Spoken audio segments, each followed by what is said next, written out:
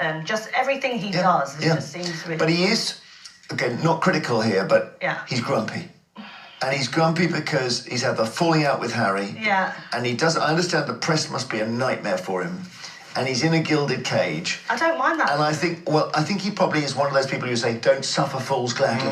Yeah, I think. Don't you think that William's got to be the man, the big man, and go and fly over to Montecito and say to Harry, right, I'm locking you in a room. I'm going to be in the room as well.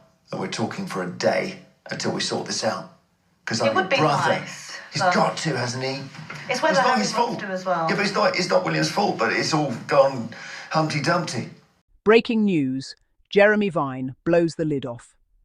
Prince William, the grumpy, angry, boring prince. The television world is not known for pulling its punches, but even by those standards, Jeremy Vine's latest outburst has landed like a thunderclap across Britain. In an ordinary broadcast that suddenly turned extraordinary, Vine declared what millions of Britons have whispered in pubs, in kitchens, and across social media feeds.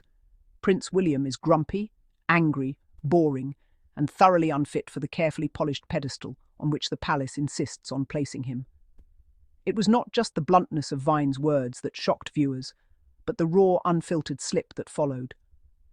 "William needs to be a man," Vine said sharply, before stumbling, scrambling, and amending it to "the bigger man." The stumble itself became the headline. For a single moment, the mask of deference slipped, and Britain saw Vine speaking the unvarnished truth about the man who would be king. The fallout has been seismic. It is not every day that a mainstream broadcaster slices through the thick veil of royal PR and dares to suggest that the heir to the throne is emotionally stunted, humourless, and consumed by petty anger. But Vine has never been afraid to play the provocateur, and in this case, he may have done more than provoke. He may have permanently altered the way the public talks about Prince William. In less than an hour, clips of his comments had exploded across TikTok, Twitter, and Instagram. The hashtags, "What Grumpy Prince and Vine Said It," trended simultaneously, and the floodgates opened. For once, the stuffy language of palace correspondence was drowned out by the roar of ordinary people mocking their future king. "Finally, someone said it," one user wrote on Twitter, their words retweeted thousands of times within the hour. William is grumpy, he's boring, he's angry, he's never smiling unless forced. Vine didn't insult him, Vine described him. Another commentator went further, writing, "Imagine having the gall to call Harry the spare, when the so-called heir is this dull, this angry, this boring. Britain deserves better." It was the kind of public pile-on the royal family fears most, because it is rooted not in conspiracy, not in sensationalism, but in an uncomfortable grain of truth. The truth is that Prince William has increasingly appeared disconnected, defensive, and perpetually irritated. Vine's remarks were shocking because they rang true. Watching William scowl his way through engagements has become almost routine. The royal grin once associated with Diana has vanished, replaced with a tight-lipped, joyless half-smile. Even supporters, loyal to the monarchy, privately admit that William exudes less warmth than ever before. And then came the slip. "William needs to be a man." It hung in the air like a strike of lightning. Vine knew instantly what he had said. He corrected it within seconds, softening it to "the bigger man," but the damage was already done. Viewers were not fooled. They heard the first version, the unguarded one, and they knew exactly what Vine meant. To call the heir to the throne someone who still needs to be a man is to imply immaturity, an arrested development unworthy of kingship. It was raw, it was brutal, and it was unforgettable. As one royal watcher quipped online, "Jeremy Vine just said the quiet part out loud. The future king isn't a man. He's a sulky schoolboy playing at being royal." The palace, predictably, has maintained its silence. Their communication strategy, perfected over decades, relies on weathering the storm without fanning the flames. Yet even their silence has a cost. When the criticism is so sharp, so public, and so widely shared, silence can appear like concession. Every hour without a response makes Vine's assessment seem less like an insult and more like an observation. The comparison to Harry is impossible to avoid. Since leaving royal life, Harry has been called many names: reckless, outspoken, even a traitor by some of the monarchy's staunchest defenders. But never, not once, has he been called boring. Whatever else he may be, Harry is lively, emotional, charismatic, capable of drawing headlines with both his missteps and his moments of authenticity. William, by contrast, is stuck in an image crisis. His seriousness, once spun as regal discipline, now looks increasingly like bitterness. His calm, once lauded as steadiness, now reads as lifelessness. The nation looks at the two brothers and sees a gulf, one who chose freedom and fire, and another who seems locked in a cage of his own making, brooding and resentful. The brilliance of Vine's slip is that it cannot be undone. By correcting himself, he only made it more obvious. The phrase "be a man" now lives in the public imagination, a shorthand for William's perceived failures. It has already become a meme. TikTok videos loop Vine's words over footage of William scowling at events. Twitter accounts plastered the phrase across pictures of William yawning or glaring. It is the kind of viral ridicule that no amount of palace spin can smother. Experts are now weighing in with seriousness. Some suggest Vine has tapped into the root of William's problem, the struggle to define himself beyond being the heir. He has never needed to prove himself, and so he has never fully grown into the role. Others argue that Vine's comments reflect a generational divide. Younger Britons, far less deferential to monarchy, are unafraid to call William boring because they see him as irrelevant. To the younger generation, William looks like a relic of a system they don't care about, one analyst said. Calling him boring isn't just an insult, it's a verdict. But not everyone agrees. There are those who believe Vine crossed a line, disrespecting the monarchy in a way that undermines public discourse. Traditionalists flooded Vine's inbox with complaints, accusing him of humiliating the crown and showing no respect to the future king. Some demanded an apology, yet Vine himself appears unrepentant. In the hours after the show aired, he retweeted clips of his remarks with a wink emoji, a clear signal that he knows exactly the storm he has stirred and he has no intention of backing down. Still, what makes this moment so combustible is not simply what Vine said, but what he revealed. The image of William as grumpy, angry, boring was not born in Vine's studio. It has been growing for years. The palace has tried, time and again, to repackage William as a statesman, a leader in waiting. Yet every photograph of him glaring at photographers, every curt exchange with the press, every joyless public appearance chips away at that image. Vine's words crystallized the unease into a headline the public can repeat and share. The phrase, "the grumpy prince," may well haunt William for years. Royals are not immune to labels, and once they stick, they are hard to shake. Charles was saddled with Tampongate for decades. Harry will always be the spare. And now, William faces a future where his name is forever linked to Vine's damning description. What makes it worse is that Vine is not an anonymous critic, not a faceless troll online. He is a mainstream figure, a broadcaster with a large audience. When someone like Vine says it, the legitimacy of the critique grows. He has provided cover for others to say the same, and already journalists are following his lead. William has a serious charisma problem, one columnist wrote this morning. Vine was right, and the palace knows it. This is just the beginning of a storm that could redefine William's public image. The story has now moved beyond a mere television slip and into the bloodstream of national debate. Newspapers that would ordinarily tiptoe carefully around royal criticism have splashed Vine's words across their front pages. Headlines scream, "Vine calls future king grumpy, angry, boring," and the slip heard round the world, "William needs to be a man." It is rare to see such unanimity among the tabloids and broadsheets alike, but Vine's critique has proved too irresistible, too perfectly aligned with what people already feel in their bones. As the dust settles, the deeper question emerges. Why did Vine's words resonate so strongly? Why, out of all the commentary thrown at the royal family in recent years, did this particular remark strike such a nerve? The answer lies in the fact that Vine punctured a carefully maintained illusion. The palace has spent years presenting William as the embodiment of stability, the safe pair of hands, the responsible heir who would steady the monarchy after the turbulence of Charles, Diana, and now Harry. Yet the truth, as many have suspected, is that William is not steady so much as stagnant. He is not strong so much as stubborn, and he is not dignified so much as dull. Vine simply gave language to what the public already knew but felt forbidden to say. Consider the footage of William at recent engagements. At a charity gala he appeared stiff, offering polite smiles that barely reached his eyes. At a sports match he sat stone-faced while the crowd cheered, clapping half-heartedly with the demeanour of a man enduring an obligation rather than enjoying an event. At a diplomatic reception he spoke woodenly, reading lines off a script without spark or enthusiasm.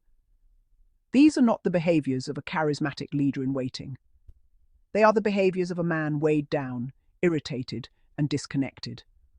Vine's three-word summation, grumpy, angry, boring, now functions like a prism through which every new appearance is interpreted. The phrase, "needs to be a man," lingers most powerfully, precisely because it cuts to the heart of the monarchy's crisis. For centuries, kingship has been associated with strength, with manliness, in the archaic sense of commanding authority, decisiveness, and courage. In the modern world, those definitions have evolved, but the public still expects their monarch to embody maturity and gravitas. By implying that William still needs to be a man, Vine struck at the core of his legitimacy. How can one inherit the crown if one has not even inherited the mantle of manhood? The phrase, even softened into "the bigger man," suggests deficiency.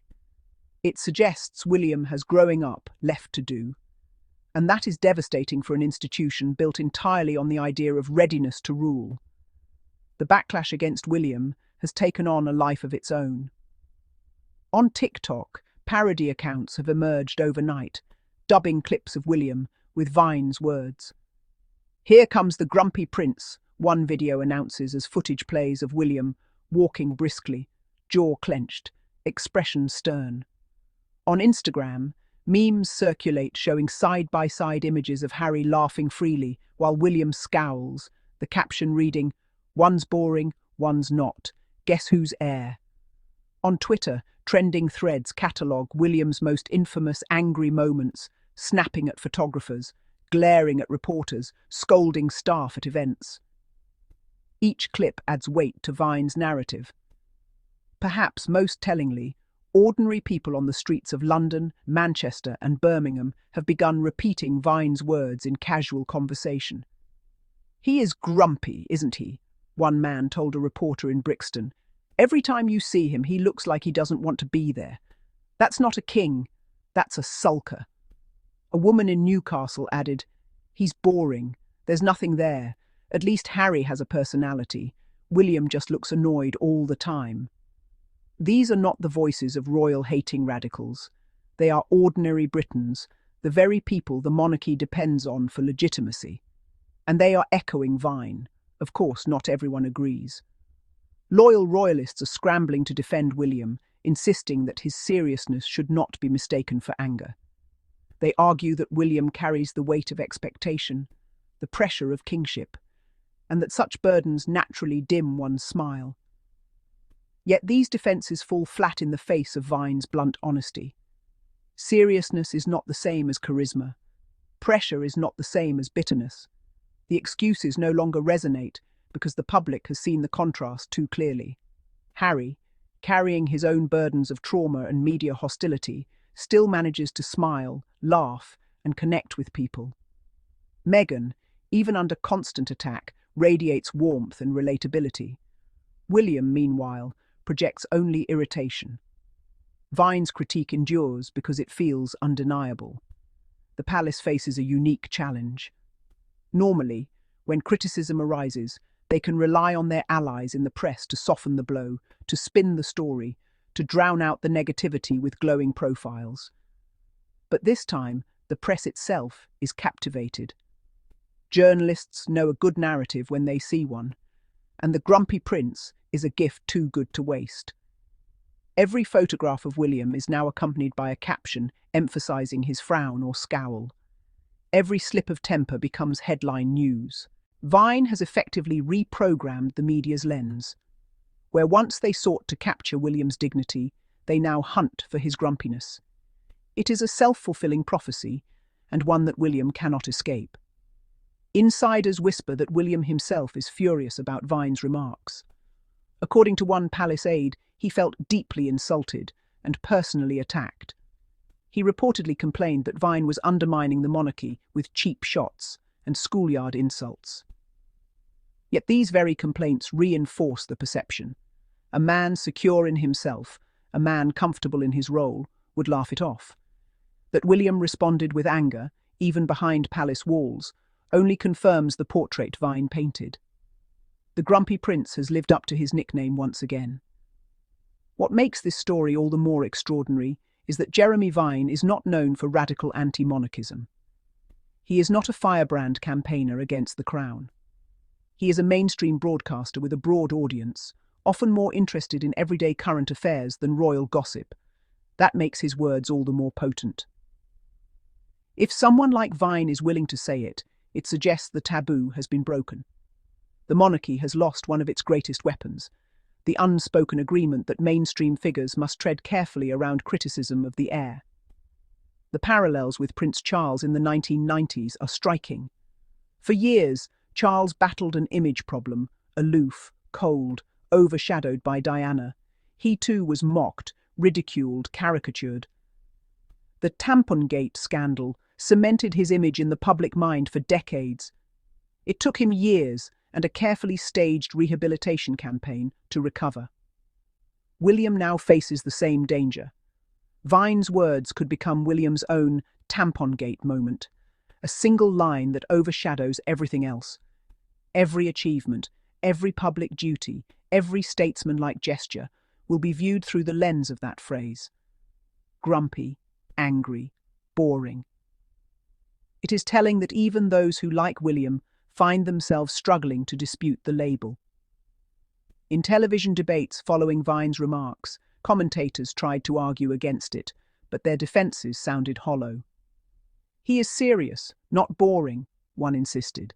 "He is reserved, not grumpy," said another. Yet their voices lacked conviction, because deep down they too have seen the footage, the photographs, the expressions. They too know the truth Vine articulated. To watch William is to see a man perpetually at war with his own role. The question now is how William and the palace respond. They have three options. The first is denial, to ignore Vine's words entirely and hope the storm passes. The second is overcompensation, to suddenly flood the public with images of William laughing, smiling, cracking jokes, appearing light-hearted. The third is confrontation, to address the criticism head-on, perhaps even mocking it. Each carries risks. Denial makes him seem aloof. Overcompensation makes him seem fake. Confrontation makes him seem defensive. In truth, the damage may already be irreversible. Meanwhile, Jeremy Vine has emerged as an unlikely folk hero. Across social media, people hail him for saying what everyone's been thinking and for tearing down the royal facade. Fans flood his pages with messages of support. "You've exposed him, Jeremy," one wrote. "History will remember this moment." Another commented, "Finally, someone on TV told the truth about William. Thank you." Vine himself has leaned into the role, cheekily referencing the incident in subsequent broadcasts without directly repeating it. He knows he has struck gold. And so Britain finds itself at a strange crossroads. A single remark, a slip of the tongue, has shifted the national conversation about the future king. It has crystallized doubts, amplified criticisms, and provided a rallying cry for those disillusioned with the monarchy.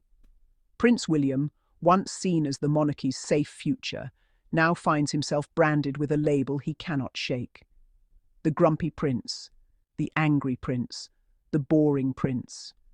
Words that will follow him wherever he goes. To all my curious Sussex family, thank you all for watching, and do not forget to subscribe, like, and put a comment bye-bye. See then in you next episode.